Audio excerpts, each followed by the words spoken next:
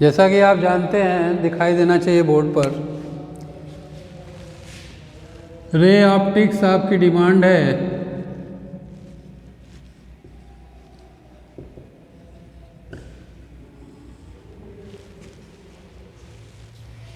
इन ray optics visible है भाई आप सभी को? In ray optics we have a 3 section. Actually we have a 3 section. Ray optics को अगर हम कहें तो हम 3 भागों में उसको बांट सकते हैं।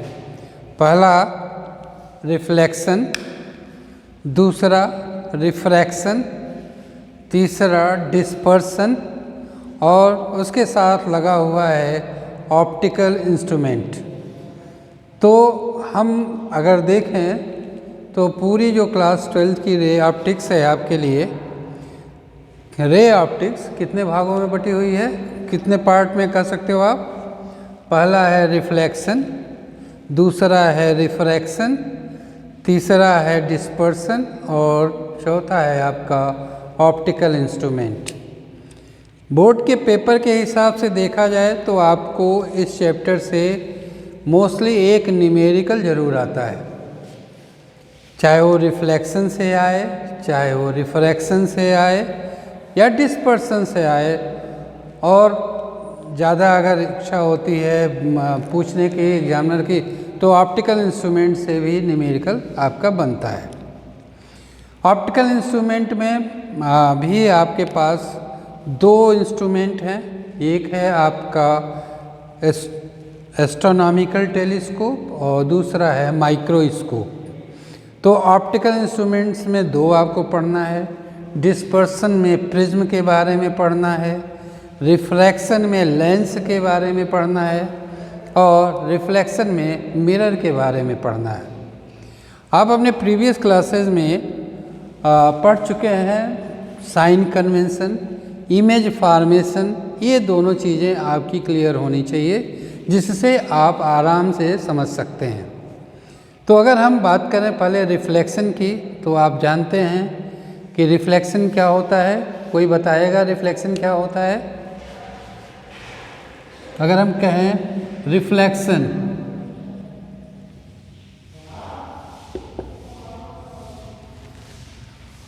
आप एक बॉल को किसी सरफेस पर अगर आप मारते हैं तो देखते हैं कि बॉल उधर ही उसी मीडियम में वापस हो जाती है।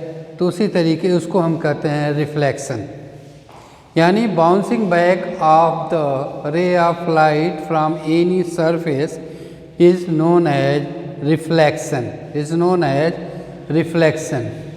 Bouncing back of light from any surface.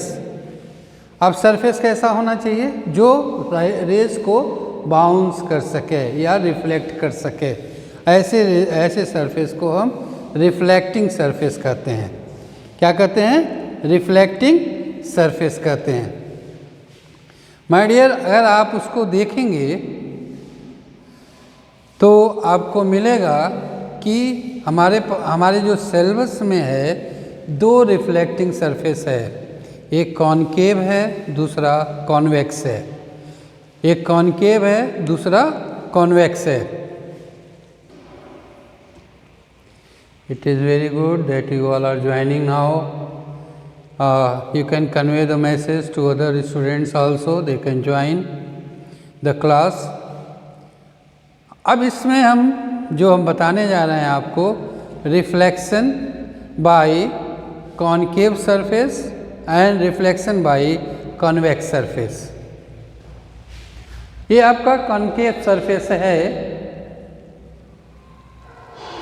अगर हम देखें इसमें तो कॉनकेव सरफेस पर जब रे ऑफ लाइट पड़ेगी, पहले इसको जानने के पहले, सरफेस के बारे में जानने से पहले कुछ पॉइंट्स आपको जानना चाहिए।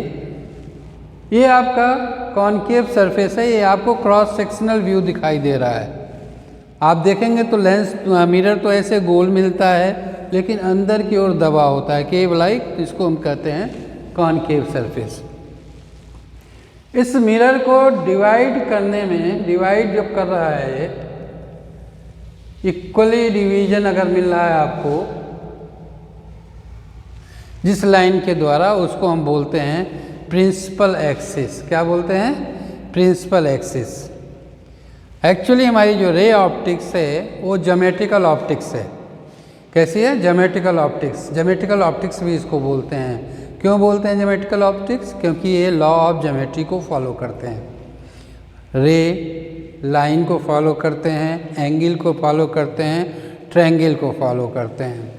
तो कोई भी रे अगर हमारी प्रिंसिपल एक्सिस के पैरेलल है तो जिस पॉइंट से वो जाती है, जिस पॉइंट से आफ्टर रिफ्लेक्शन, जैसे रिफ्लेक्शन होगा, देखो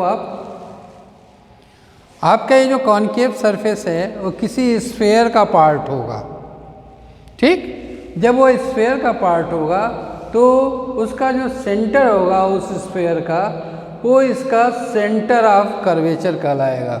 क्या कहलाएगा? सेंटर ऑफ कर्वेचर कहलाएगा। अब सेंटर ऑफ कर्वेचर से अगर इस सरफेस पर हम एक लाइन ड्रा करें तो यह हमारा रेडियस कहलाता है। क्या कहलाता है? रेडियस कहलाता है। क्या कहलाता है? रेडियस कहलाता है। क्या कहलाता है? रेडियस कहलाता है। तो रेडियस जब ये कहलाएगा तो अब आप देख सकते हैं कि यह रेडियस हो गया, और यह रेडियस ऑलवेज सरफेस पर क्या होता है? परपेंडिकुलर होता है। क्या होता है? परपेंडिकुलर होता है। क्या होता है? ये रेडियस क्या होता है? परपेंडिकुलर होता है। तो आप देखें लॉ ऑफ रिफ्लेक्शन क्या कहता है कि ये हमारा रिफ्लेक्टिंग सरफेस है, इस पर हमने कोई परपेंडिकुलर ड्रा किया। अब यहाँ से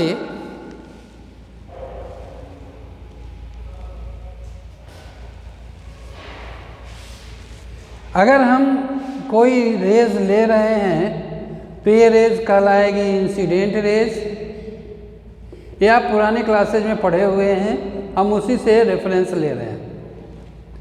और यहाँ से रेज रिफ्लेक्ट होगी तो ये कहलाएगी रिफ्लेक्टेड रेज। कौन सी रेज कहलाएगी?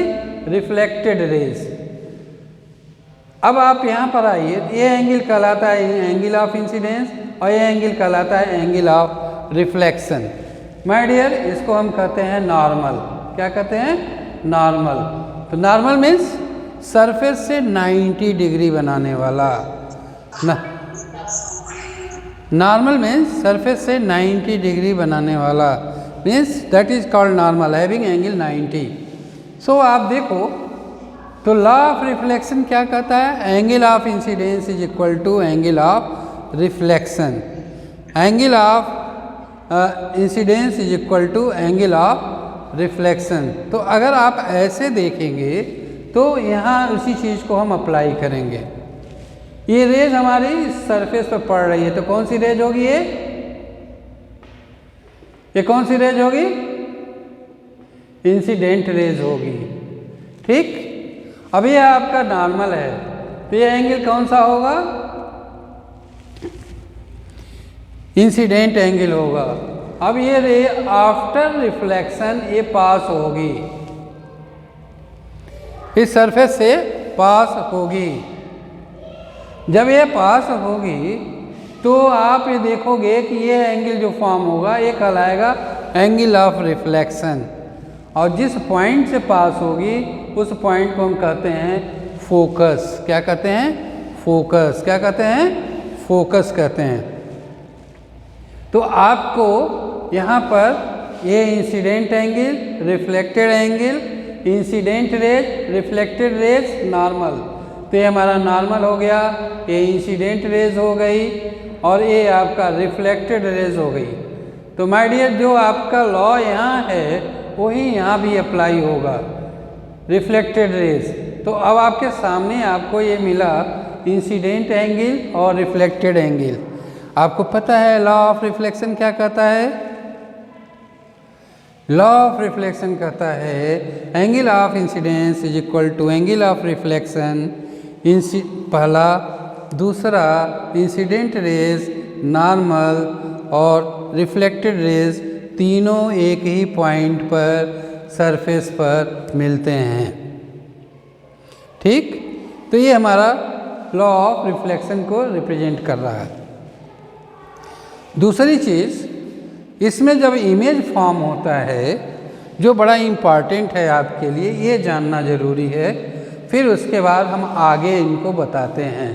जैसे इंसिडेंट जब इमेज फॉर्म होता है, तो इमेज फॉर्मेशन के लिए हमारे पास मिनिमम कुछ रूल्स हैं उसके। पहला रूल्स ये है कि मिनिमम 2 रेज चाहिए आपको। ठीक, और आफ्टर रिफ्लेक्शन जो रेज हमारी निकलेंगी जहाँ से, जहाँ वो इंटरसेक्ट करती हैं या इंटरसेप्ट कर रही हैं, तो उस पॉइंट पर इमेज फॉर्म होता है। या तो मिल रही हो एक्चुअली, या सिम्स टू बी। जैसे मिरर में हम अपने आप को देखते हैं तो लगता है कि हमारी जो इमेज बन रही है, ये इमेज कैसी होती है, वर्चुअल होती है, क्योंकि ये लगता है कि इमेज मिरर के पीछे बन रही है, हम उसको पा नहीं सकते, हम उसको पा नहीं सकते, या उसको हम खींच कर्टन पर नहीं ले सकते। तो क्या है कि हम उसको वर्चुअल इमेज बोलते हैं। लेकिन आप लोगों ने जब प्रैक्टिकल किया है तो देखा है कि पिन के ऊपर दूसरी पिन वहाँ पर बन जाती है। और जैसे मान लीजिए अगर हम इसको एक पिन कंसीडर करें ऑप्टिकल बेंच पर, दूसरी इसको ऑप्टिकल बेंच पर पिन कंसीडर करें, तो इमेज ऐसे बनती है। इमेज कैसे बनती है, इस तरीके की इमेज बनती है, या ऐसे इमेज बनेगी, मतलब इसका पॉइंट और इसका पॉइंट दोनों इमेज ऐसे फॉर्म होगा। अब अगर ये इमेज ऐसे फॉर्म हो रहा है तो ये इमेज रियल इमेज होती है। कैसी इमेज होती है, रियल इमेज होती है। और जब आप देखते हैं, प्रैक्टिकल करते हैं, तो ये दोनों इमेज जब आप देखते हैं तो अगर थोड़ा सा आँख इधर उधर करेंगे तो दोनों साथ जाना चाहिए। अगर ये दोनों साथ जा रहे हैं तब तो ये सही है, नहीं तो अगर अगल बगल ऐसे जा रहे हैं, ऐसे जा रहे हैं, तो हम उसको नहीं कंसीडर करते। दोनों अगर साथ मूव कर रहे हैं, यानी ये एग्जैक्ट पोजीशन है, ये आपको ध्यान देने की ज़रूरत है। अब जब आपकी इमेज बन रही है, मान लीजिए इमेज बनाने के लिए हमको कितने रेज चाहिए, 2 रेज चाहिए, और हमारा ये रूल है, इसको ये फॉलो करें। जैसे मान लीजिए कि हमने कोई ऑब्जेक्ट कंसीडर किया, ऑब्जेक्ट पिन हमारी यहाँ है, और इस ऑब्जेक्ट पिन से हमने एक रेज लिया, इंसिडेंट किया पैरेलल टू प्रिंसिपल एक्सिस, और parallel to principal axis rays हमेशा फोकस से जाएगी आफ्टर रिफ्लेक्शन। और दूसरी रेज हमने कोई भी ले लिया, जैसे मान लीजिए हमने ले लिया ये इसके पोल पर पड़ रही है, तो ये रिफ्लेक्शन के बाद जिस पॉइंट पर मिलेगी, देखिए ये हो गई आपकी इंसिडेंट रेज और ये हो गई रेज रिफ्लेक्टेड रेज। अब ये दोनों पॉइंट पर कहाँ मिल रहे हैं, ये देखिए इंसिडेंट रेज और ये रिफ्लेक्ट हो गई फोकस से, और ये हो गई आपकी पोल पर आ रही है, और ये रिफ्लेक्ट हो गई, और दोनों जहाँ इंटरसेप्ट कर रहे हैं वहाँ पर हमारा इमेज बन जाएगा। ठीक, ये यहाँ पर इमेज बनेगा। इमेज को हम थोड़ा सा ठीक से बनाएं, फिर आपको अच्छी तरीके से नज़र आएगा। अब ये इमेज बन गया माय डियर। जब ये इमेज इस पर बन गया तो आप देखें कि दोनों जो इमेज बन रहा है, जैसे ये ऑब्जेक्ट है, इमेज बन रहा है, तो ऑब्जेक्ट डिस्टेंस को पोल से सारी डिस्टेंस हमें, ये बना इमेज, इसको हम लिखते हैं ऑब्जेक्ट और इसको लिखते हैं इमेज।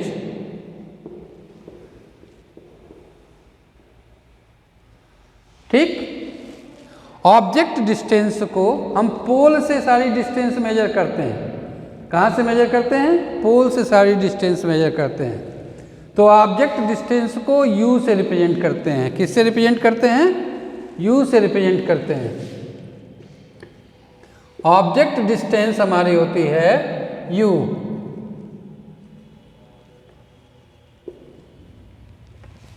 इमेज डिस्टेंस क्या होगी, v। इमेज डिस्टेंस v और फोकल लेंथ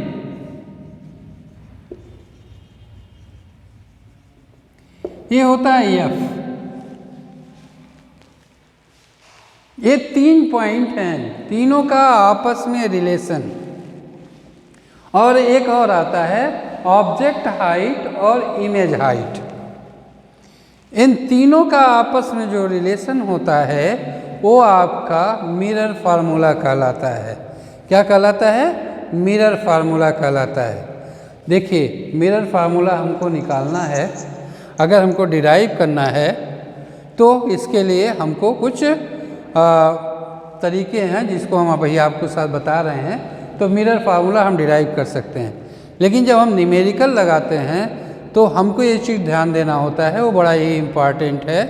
वो है इनका वैल्यू क्या हम लिखेंगे, कौन सा पॉजिटिव लेंगे या नेगेटिव लेंगे या पॉजिटिव नेगेटिव लेते हैं। तो कैसे लेंगे? देखिए, सारी डिस्टेंस हमारी पोल से रिप्रेजेंट की जाती है, पोल से ली जाएगी। इंसिडेंट पॉइंट, इनिशियल पॉइंट पोल होगा, इसको हम कहते हैं साइन कन्वेंशन। साइन कन्वेंशन में इनिशियल पॉइंट हमारा क्या होगा? पोल होगा। ठीक, तो पोल के अपोजिट जो है वो सब नेगेटिव होगा। अब पोल के इधर यानी रेज जो जिस डायरेक्शन में जा रही है, अगर पोल से अपोजिट डायरेक्शन में मोशन है, जैसे आप पोल से स्टार्ट करेंगे तो सारी रेज आपकी इधर आ रही हैं, तो यानी अपोजिट हैं तो सारे निगेटिव हो जाएंगे। वैसे भी अगर आप एक मैथ के स्टूडेंट हैं, इस पर हम कार्टेशियन कोऑर्डिनेट कंसीडर कर लें तो इसको हम एक्स एक्सिस लें, इसको हम वाई एक्सिस लें, इसको हम एक्स डैश एक्सिस बोलेंगे, इसको हम वाई डैश एक्सिस बोलेंगे। तो एक्स वाई प्लेन में जो भी वैल्यू होगी वो सभी पॉजिटिव होगी। एक्स वाई प्लेन में वैल्यू जो होगी हमारी वो पॉजिटिव होगी, यानी इधर की वैल्यू पॉजिटिव और ये पॉजिटिव। ठीक, अब इधर इसमें सारी वैल्यू एक्स डैश की वैल्यू क्या हो जाएंगी? सब नेगेटिव हो जाएंगी और y की वैल्यू पॉजिटिव होगी। यानी यहाँ से इधर आएंगे तो इसमें x डैश की वैल्यू भी नेगेटिव और y डैश की वैल्यू भी नेगेटिव। तो अब आप हमने ये पॉजिटिव नेगेटिव जो आपको जनरल बताया, इसको अगर यहाँ अप्लाई करेंगे तो आपका u क्या मिलेगा? नेगेटिव। v क्या मिलेगा? नेगेटिव। f क्या मिलेगा? Negative. Object height positive, image height negative. Normally real image जो बनती है वो नेगेटिव कंसीडर करते हैं और आपका जो वर्चुअल इमेज है वो पॉजिटिव कंसीडर करते हैं। तो इस प्रकार हमारा ये बना। ये थोड़ा सा हमने आपको ये क्लास 10 का इंट्रोडक्शन दिया। अगर आप पीछे का पढ़े नहीं थे तो आपको इससे रिकॉल हो जाना चाहिए। अगर अभी भी आप रिकॉल नहीं किए हैं तो क्लास 10 की बुक लेकर के एक बार फिर भी उसको एक बार फिर पढ़ सकते हैं। अगर पढ़ेंगे तो क्लियर हो जाएगा, नहीं पढ़ेंगे तो बिल्कुल क्लियर नहीं होगा। हालांकि मैंने बताया, जब पढ़ा रहा था तब भी बताया था कि ये सब चीज़ें आपके लिए इम्पॉर्टेंट हैं। फिर मैंने आपको इसको रिवाइज किया। अब आइए हम मिरर फार्मूला बताएं। मिरर फार्मूला क्या है कि u, v और f में रिलेशन ही बताना है, इसी को हम मिरर फार्मूला कहते हैं। तो मिरर फार्मूला के लिए हम यहाँ पर इसी फिगर को ही कंसीडर कर लीजिए, सपोज टू बी, इसी से हम बता सकते हैं। हम ये इमेज वाला हटा देंगे, ये डेरिवेशन इम्पॉर्टेंट है इसलिए इसको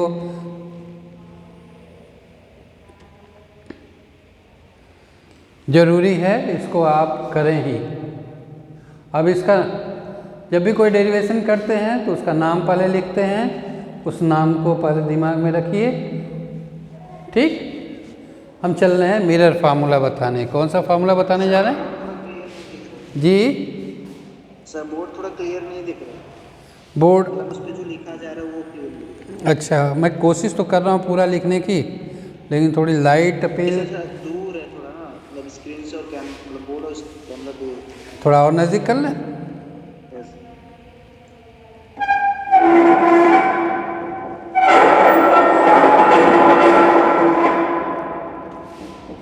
हाँ सर, अब सही। अब सही है, चलिए। माय डियर, हम इसमें लिखते हैं। अब हम इंसिडेंट रेज वगैरह ये मिटा देते हैं, हम इसी फिगर को यूज कर लेते हैं। तो चलिए अब जैसे ले लीजिए ए बी पी, अब यहाँ ले लीजिए ए डैश बी डैश पी हमारे, और इस पॉइंट को हम ले लीजिए एम, ठीक, और इस पॉइंट को आप ले लीजिए एन। तो आप यहाँ पर आइए, जरा इस एंगल के बारे में बताइएगा, क्या है ये, कौन सा एंगल होगा ये इंसिडेंट एंगल होगा। तो ये क्या होगा, ये रिफ्लेक्टेड एंगल होगा। तो क्योंकि ये इंसिडेंट रेज है ना, आ रही है, ये रिफ्लेक्ट हो रहा है, तो इंसिडेंट एंगल और रिफ्लेक्टेड एंगल दोनों इक्वल होंगे, क्योंकि लॉ ऑफ रिफ्लेक्शन है। अब आप यहाँ आइए, ये वैल्यू मिला, ये एंगल 90 डिग्री, ये एंगल ये भी 90 डिग्री, तो आपके पास दो एंगल तो 90 डिग्री के हो गए और एक एंगल दोनों आपस में मिल गए। तो दोनों एंगल जब आपस में मिल गए तो आप ये बताइए, अगर दो एंगल मिल गए तो तीसरा एंगल इक्वल होगा कि नहीं होगा दो ट्रायंगल में। ये चीज़ दिमाग में रखिए, दो ट्रायंगल में अगर दो एंगल आपस में मिल रहे हैं तो तीसरा एंगल ऑटोमेटिकली सेम होगा। अब किसी भी दो ट्रायंगल में अगर तीनों एंगल आपस में सेम हैं तो वह ट्रायंगल कैसा होता है, सिमिलर ट्रायंगल होता है। कैसा होता है, सिमिलर ट्रायंगल होता है। अब जब सिमिलर ट्रायंगल है तो क्या हो गया, अब आपके पास यहाँ पर देखने को मिलेगा कि दो सिमिलर ट्रायंगल मिलेंगे, two set of similar triangle. पहला ट्रायंगल है ए बी पी और triangle A dash B dash P, ये हम बता रहे हैं आपको मिरर फार्मूला। क्या बता रहे हैं, mirror formula. Student, if you want to write the statement of this also तो आप इसको लिख सकते हैं। क्या लिखेंगे, let A B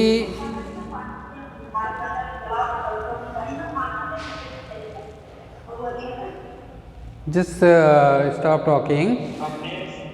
A B is an object. Let A be an object and here is a concave mirror. A dash B dash is image formed by the object as according to ray diagram. As according to ray diagram. So from ray diagram we have what? From the ray diagram we have triangle ABP, triangle A dash B dash P are similar.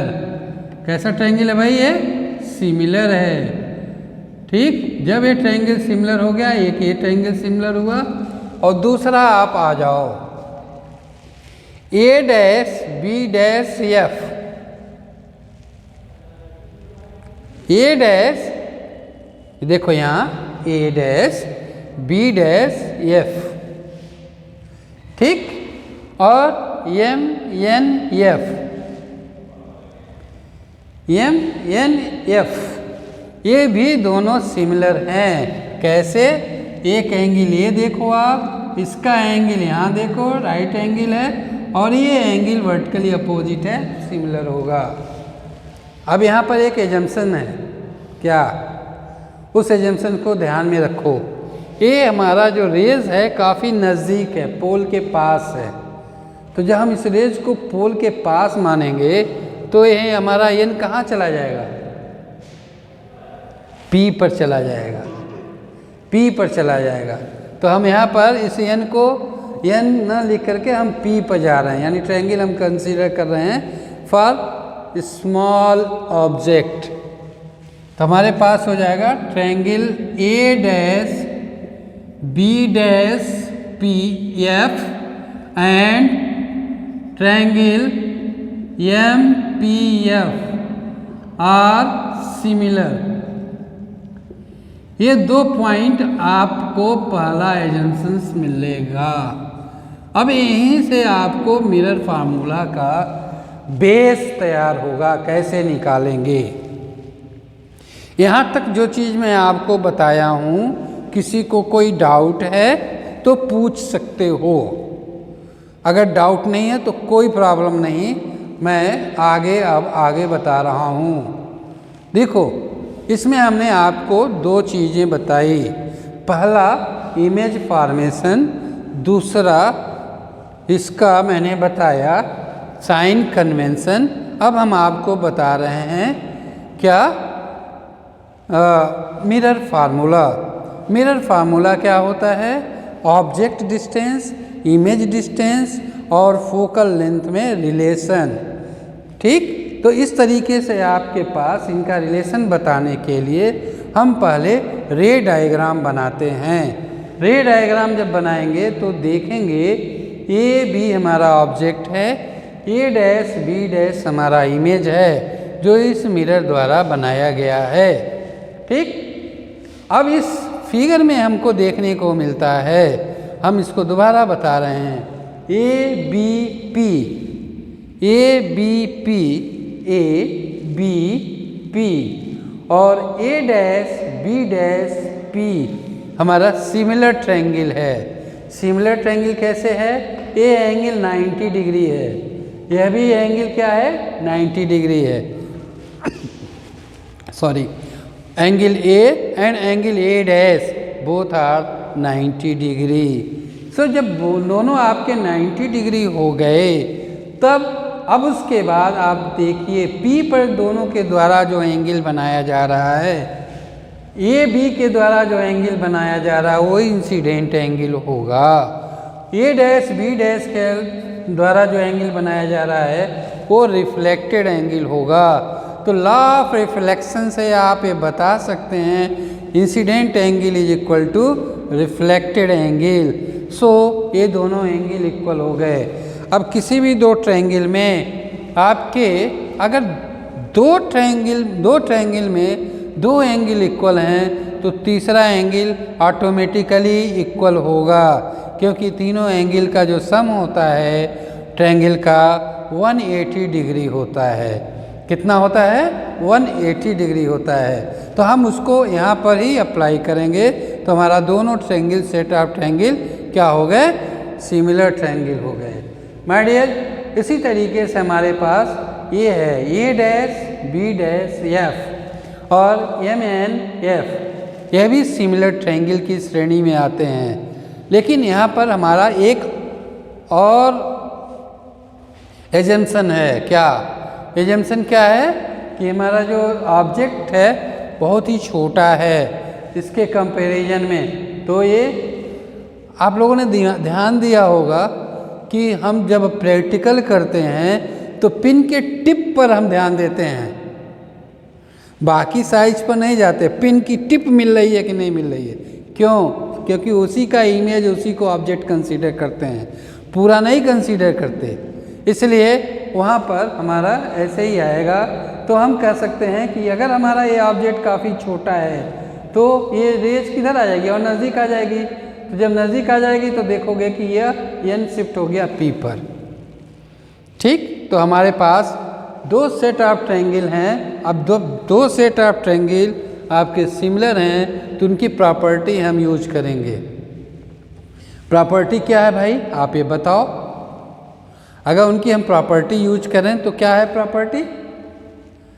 पहली property, दोनों adjacent side का ratio equal होगा। जी sir आवाज़ बहुत आगे पीछे आ रहा है, मतलब रिएक्ट सर पहले करें, आवाज़ आगे पीछे। जी क्या करें आप? सर वॉइस मतलब सही नहीं आ रहा है सर, क्लियर नहीं आ रहा। अच्छा, अब आ रही सही? हाँ सर। अच्छा, कभी कभी हो जाता है। हाँ, हम कोशिश कर रहे हैं कि आपको आवाज़ सही से मिले। आवाज़ सही मिल रही होगी? ठीक, हाँ सर, अब सही है, अब सही है। Very good. चलिए हम यहाँ पर यूज करने जा रहे हैं दो, हम इसको शेयर भी करेंगे। ये हम जो बना रहे हैं हम आपको शेयर भी करेंगे, जिसमें आप इसको देख भी सकते हैं। दोबारा अगर कहीं कोई आपको नहीं आवाज़ क्लियर हुई होगी तो हम इसका वीडियो शेयर कर देंगे, आप इसको देख भी लेंगे। चलिए, सिमिलर ट्रायंगल की प्रॉपर्टी हम यूज करने जा रहे हैं। पहला लिखेंगे A B upon A P, A B upon A P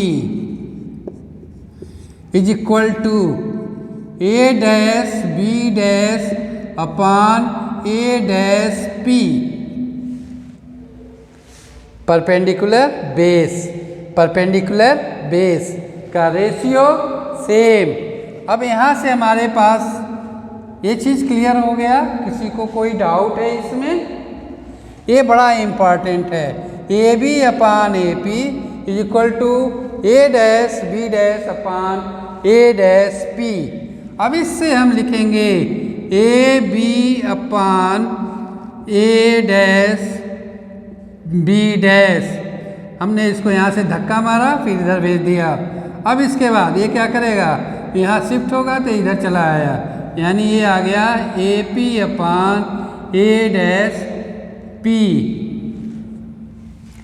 यहाँ बी बी साथ में, यहाँ पी पी साथ में, तो हमारे पास ये इक्वेशन बन गया। इसको हम लिख सकते हैं इक्वेशन नंबर 1। क्या लिख सकते हैं? Equation number 1। अब माय डियर हम दूसरा इक्वेशन लिखेंगे इससे रिलेटेड। ये तो पहले से आया, अब हम आएंगे दूसरे वाले से।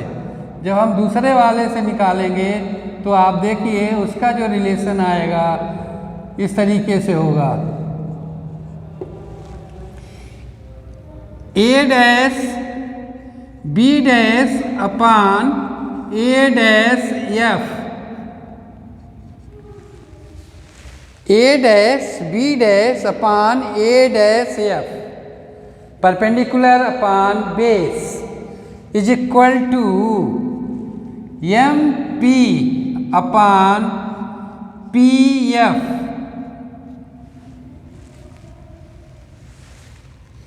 M P upon P F. देखो बेटा, अब यहाँ पर आपको काम करना होगा। M P is equal to A B. इसको कौन बता सकता है कि ये सही है कि गलत? किसी को कोई डाउट है यहाँ पर? M P is equal to A B में देखिए रे डायग्राम अगर आप देखेंगे तो हमारा ए लाइन और ए लाइन प्रिंसिपल एक्सिस और बी एम ये दोनों क्या हैं? पैरेलल लाइन हैं। और पैरेलल लाइन की जो डिस्टेंस होती है वो क्या होती है? इक्वल होती है। तो अगर दोनों डिस्टेंस इक्वल है तो हम इसको ऐसे लिख सकते हैं। अब इसी प्रॉपर्टी को हम यूज करेंगे, एम पी की जगह पर ए बी लिखेंगे। क्या लिखेंगे? एम पी की जगह पर हम ए बी लिखेंगे।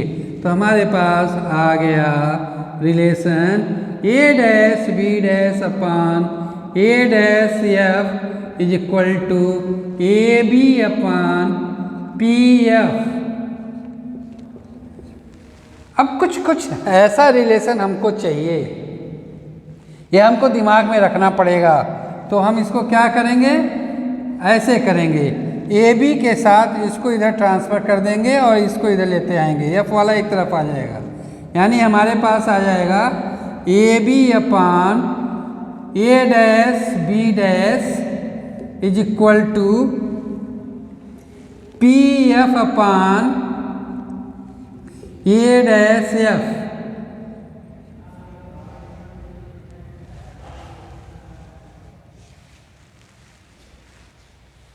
इस इक्वेशन को हम इक्वेशन नंबर 2 लिखें। तो जब हम इक्वेशन नंबर 2 लिखेंगे तो आपको देखने को मिलेगा इक्वेशन नंबर 1 और इक्वेशन नंबर 2 दोनों में क्या सिमिलरिटी है। दोनों में क्या सिमिलरिटी है? कोई बताएगा? दोनों में क्या सिमिलरिटी है? Sir A B upon A dash. जी, दोनों का लेफ्ट हैंड साइड सेम है, दोनों का लेफ्ट हैंड साइड सेम है, तो राइट हैंड साइड भी आपका सेम होगा। अभी दोनों का राइट हैंड साइड सेम होगा तो हम लिख सकते हैं from 1 and 2, from 1 and 2, from 1 and 2 जब जाएंगे आप तो आपको देखने को मिलेगा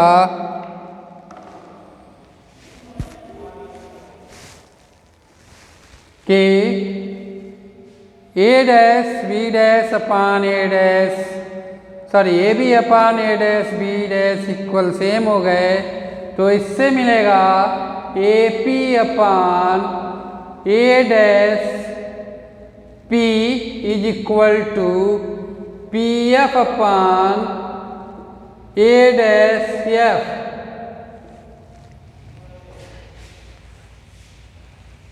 P F upon A dash F, A dash यहाँ पर देखिए A P upon A dash P is equal to P F upon A dash F. अब इस इक्वेशन को अगर हम इक्वल लिखें तो ऐसे देखने को मिलेगा कि हम इसको पूरा इक्वेशन को सॉल्व करेंगे, इसको ऐसे साथ मल्टीप्लाई करेंगे, A P into A dash F is equal to P F into A dash P. अब ये इक्वेशन हमारा इस तरीके का बना, A P into A dash F is equal to P F into A dash P. A P value is minus you and a dash f, this value that will be minus v minus f, a dash p minus f p।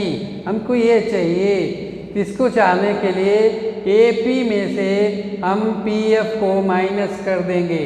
हम यहाँ sign convention ले रहे हैं, तो इसलिए ले रहे हैं कि ये हमारा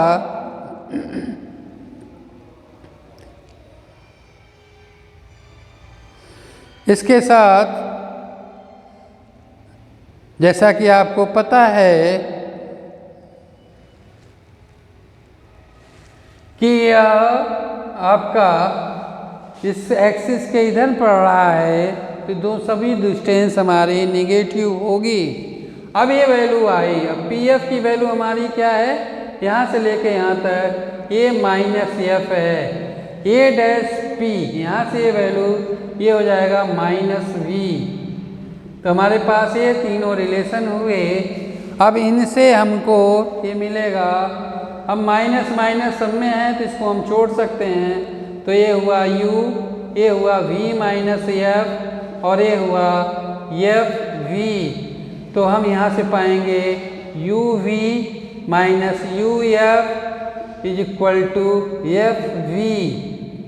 तो हम इसको लिख सकते हैं u v is equal to F V plus u F. अब इस इक्वेशन को हम u v f से डिवाइड कर दें तो हमारे पास आएगा dividing by u v f, u v upon u v f is equal to F V upon u v f plus u f upon u v f।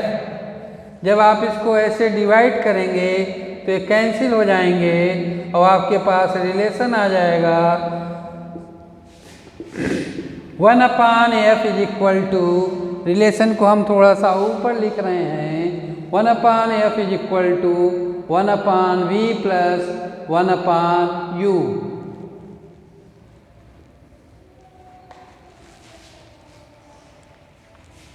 ये आया relation आपके पास। इस तरह से हम मिरर फार्मूला निकालते हैं। माय डियर स्टूडेंट्स, आपके पास ये फार्मूला आया। अब इस फार्मूले का हम यूज करके इससे न्यूमेरिकल लगा सकते हैं। कोई भी न्यूमेरिकल अगर आप इससे कंसीडर करेंगे तो आपको मिलेगा कि आप इसमें वैल्यू रखेंगे, पहले तो रे डायग्राम बना लिया करिए, फिर उसके बाद उससे आप इसका न्यूमेरिकल लगा सकते हैं।